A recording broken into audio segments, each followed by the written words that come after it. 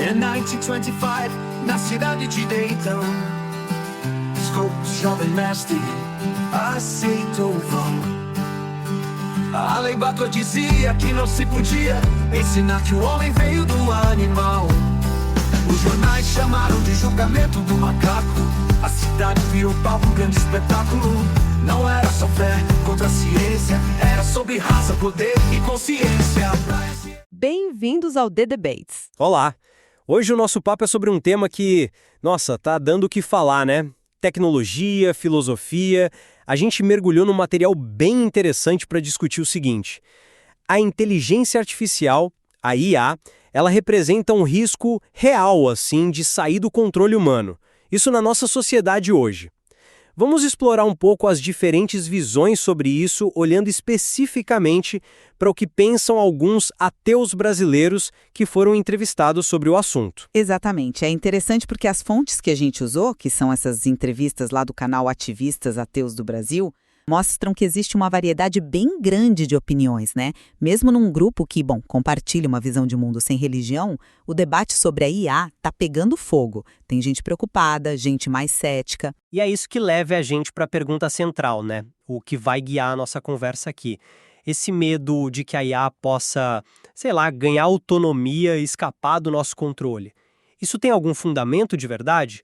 Ou será que a gente está mais falando de um receio meio exagerado, talvez influenciado mais pela ficção científica do que pela realidade da tecnologia, né? Olha, a minha leitura, baseada no que eu ouvi nessas entrevistas, é que existe sim uma preocupação válida, sabe? Não para agora, mas olhando para o futuro, sobre essa possibilidade da IA eventualmente sair do controle. É um risco em potencial que, mesmo não sendo para amanhã, acho que merece nossa atenção, sim. Uhum. Já a minha perspectiva, também olhando para o mesmo material, vai um pouco na contramão. Esses receios de a IA perder o controle, eles me parecem um pouco inflados, sabe? Eu vou defender aqui que a IA continua sendo, na essência dela, uma ferramenta e que está sob o nosso domínio. Bom, deixa eu começar então a detalhar um pouco o meu ponto. Eu me identifico mais com a cautela que alguns entrevistados mostraram. O Christian Oliveira, por exemplo, ele é bem direto, né? Ele diz que não vê a IA saindo do controle para amanhã. Ele usa essa expressão, mas logo em seguida ele admite que acha possível que isso aconteça num prazo mais longo, tipo ele chuta daqui a 100 anos. E essa visão é importante, eu acho, porque ela reconhece uma coisa básica. A gente não tem como prever com certeza absoluta para onde o desenvolvimento tecnológico vai nos levar, né? Outro ponto que me chamou a atenção foi o do Fábio Prata. Quando perguntaram para ele diretamente se a IA poderia ganhar autonomia e sair do controle, a resposta dele foi que essa possibilidade é tecnicamente plausível. Claro, ele logo depois direciona a conversa para o impacto mais imediato, no emprego, que é uma preocupação super concreta, óbvio, mas essa admissão da plausibilidade técnica, para mim, acende um sinal amarelo. Indica que, do ponto de vista da engenharia, da computação, não existe uma barreira teórica que impeça completamente esse cenário de acontecer lá na frente. A história da tecnologia está cheia de surpresas, né? Certo. De consequências que ninguém esperava, e essa incerteza, para mim, justifica ter um pé atrás, uma certa vigilância. Entendo essa preocupação com a incerteza do futuro, mas a minha leitura do material me leva para um ceticismo maior, sabe? Muito parecido com o que outros entrevistados expressaram. O Jason Ferrer, por exemplo, ele não usa meias palavras. Ele chama esses medos de fantasias, algo quase teoria da conspiração. E ele até fala da influência de muitos filmes nesse imaginário coletivo sobre IA. E ele vai além, ele cita especialistas, como o neurocientista Miguel Nicoleles, que questionam a própria viabilidade de surgir uma superinteligência autônoma e fora de controle. A Mari Campos, ela meio que ecoa isso. Ela bate muito na tecla de que a IA é uma criação nossa, né? Ela diz, quem criou as IAs? Foram seres humanos, então os seres humanos têm um controle sobre isso. Para ela, essa ideia de rebelião das máquinas é uma viagem, talvez até algo plantado, ela sugere, para deixar as pessoas meio com medo. Essa visão, para mim, parece mais pé no chão, mais conectada com o que a IA é hoje. Uma ferramenta avançada, sim, sem dúvida, mas que opera dentro de parâmetros que nós definimos. Ela não tem o que a gente chamaria de agência, sabe? Aquela capacidade de agir de forma independente, com intenções próprias. Então, o medo de um descontrole genuíno nesse cenário me soa mais como especulação do que como algo baseado nas capacidades reais, atuais da tecnologia. Certo. Mas essa visão de que é fantasia, ela não acaba ignorando justamente a plausibilidade técnica que o Fábio Prata mencionou? Eu concordo 100% que a IA atual não tem agência. Ninguém aqui está dizendo que o ChatGPT vai dar um golpe de Estado amanhã, né? A questão que o Cristiano Oliveira levanta é sobre o longo prazo. E se o Prata, que, bom, a gente presume que entende da parte técnica, diz que é plausível, como é que a gente pode simplesmente descartar isso como ficção? Não é dizer que vai acontecer, mas é reconhecer que não tem uma lei da física ou da computação que diga que é impossível. A complexidade desses sistemas está crescendo, nossa, exponencialmente. A gente está falando da possibilidade de surgirem o que o pessoal chama de comportamentos emergentes, né? Que são ações ou resultados que não foram explicitamente programados, mas que nascem da própria complexidade do sistema. A gente pode realmente garantir que vamos ter sempre controle total sobre sistemas cuja complexidade talvez até ultrapasse a nossa própria capacidade de entender em detalhes? Eu vejo essa questão da plausibilidade técnica um pouco diferente. Algo ser tecnicamente plausível, em teoria, não significa que seja provável ou sequer praticamente realizável nas condições do mundo real, né? Com todas as limitações que a gente tem, energia, capacidade computacional, os próprios algoritmos. A perspectiva do Jason Federer, que ele ancora no ceticismo de especialistas como o Nicolelis, para mim é crucial aqui. Esses especialistas questionam se máquinas conseguiriam, de fato, replicar a consciência, a intencionalidade, a agência humana de verdade, que seriam, vamos dizer, pré-requisitos para uma rebelião autônoma, intencional.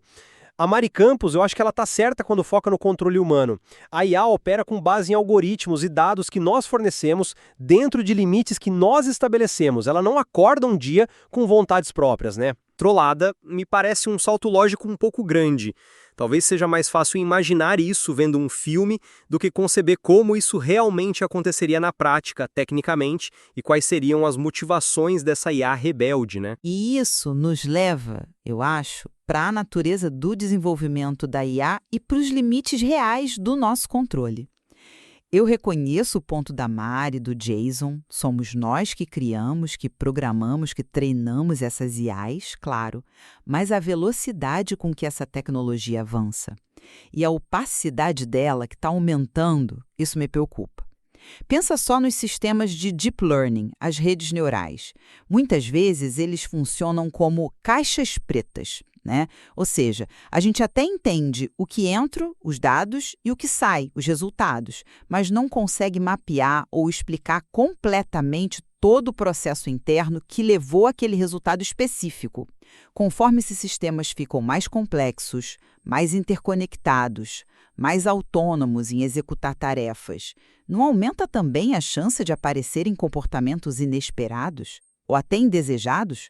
Justamente por causa dessa falta de transparência e dessa complexidade que emerge, a cautela que eu percebo no Oliveira e na própria admissão do Prata, para mim reflete um pouco isso. Será que a nossa capacidade de gerenciar os riscos, de colocar freios, como a Daniele Andrade falou num outro contexto sobre redes sociais, mas que se aplica aqui, será que essa capacidade está acompanhando o ritmo alucinante do desenvolvimento? Entendo a questão da caixa preta, é um ponto válido, mas eu discordo da conclusão de que isso aponta para uma perda de controle iminente ou inevitável.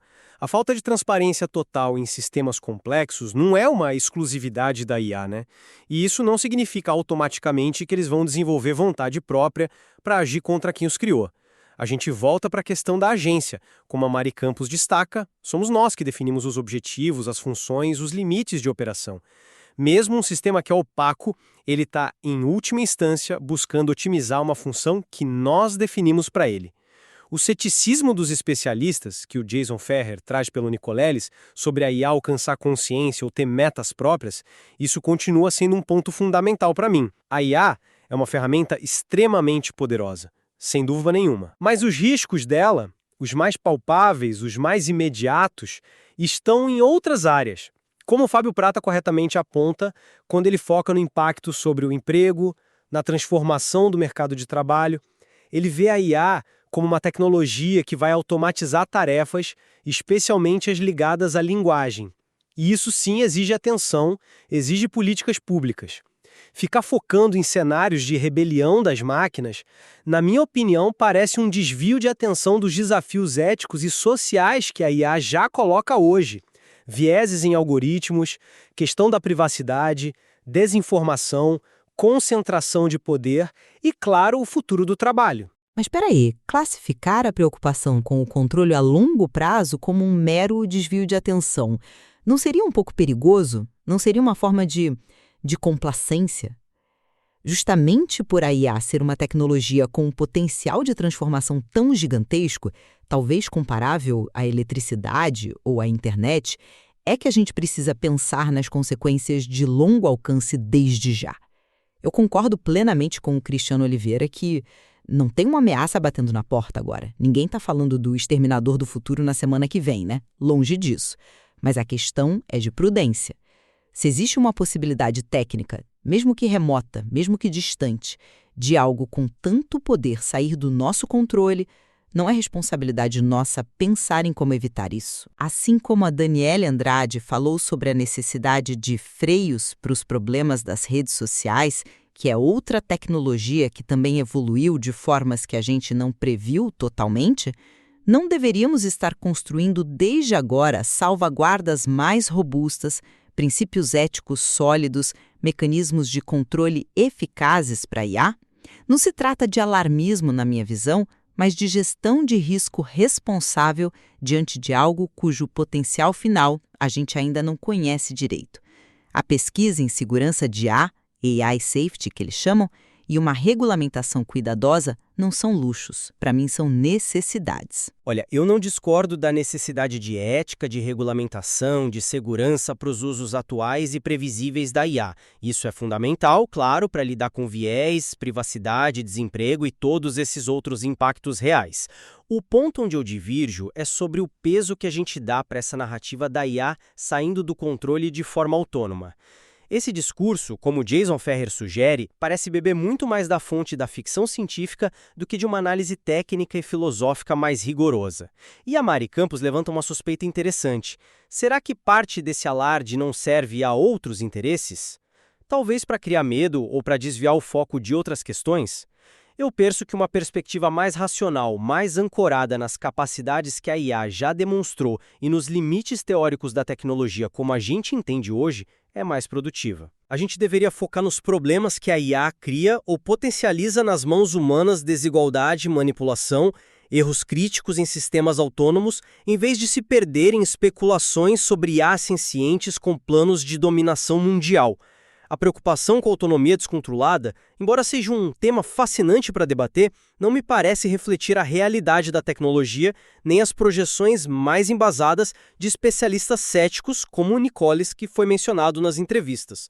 O controle humano, mesmo que seja desafiador de manter em aplicações complexas, ainda é o fator determinante na minha visão. Bom, então para resumir a minha posição, a inteligência artificial que a gente tem hoje, ela não está fora de controle. Isso está claro. Porém, a trajetória futura do desenvolvimento dela é incerta e tem um potencial de ruptura muito grande. Por isso, reconhecer o risco potencial de uma perda de controle a longo prazo, como fazem entrevistados como o Cristiano Oliveira, pensando lá nos 100 anos, ou o Fábio Prata, admitindo a possibilidade técnica, é uma atitude de prudência, na minha opinião. É lidar de forma responsável com o desconhecido, especialmente quando a gente está falando de uma tecnologia com tanto poder de transformação. Certo. E para sumarizar minha perspectiva, olhando para a compreensão atual da tecnologia, para as visões mais céticas que foram expressas por entrevistados como o Jason Ferrari e a Mari Campos, e levando em conta o que dizem especialistas como o Nicoleles, a inteligência artificial continua sendo fundamentalmente uma ferramenta. criada e direcionada por seres humanos. Os temores de uma tomada de controle autônoma, embora estejam muito presentes no imaginário e em certas discussões, me parecem em grande parte especulativos. Não encontram, a meu ver, um respaldo sólido na realidade tecnológica de agora, nem nas projeções científicas mais consistentes. Fica bem claro, então, que essa divergência que a gente teve aqui, ela reflete bem o espectro de opiniões que a gente encontrou lá nas entrevistas com os ateus brasileiros, que foram a base da nossa conversa. Essa variação toda parece nascer fundamentalmente de como cada pessoa pesa e projeta o potencial futuro da IA em relação à realidade presente dela. Sem dúvida nenhuma. E analisar essas diferentes visões, todas elas presentes lá no material que a gente discutiu, só enriquece a nossa compreensão dos desafios complexos, que são éticos, práticos, até filosóficos, que a inteligência artificial está colocando na mesa para a gente. Fica evidente que tem muito mais coisa para desdobrar, para explorar sobre essas preocupações, dentro do próprio material que a gente usou como fonte.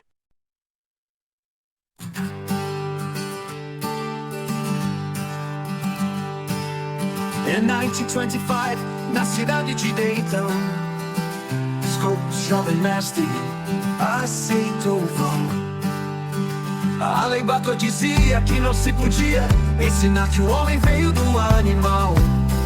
Os jornais chamaram de julgamento do macaco. A cidade virou palco, um grande espetáculo.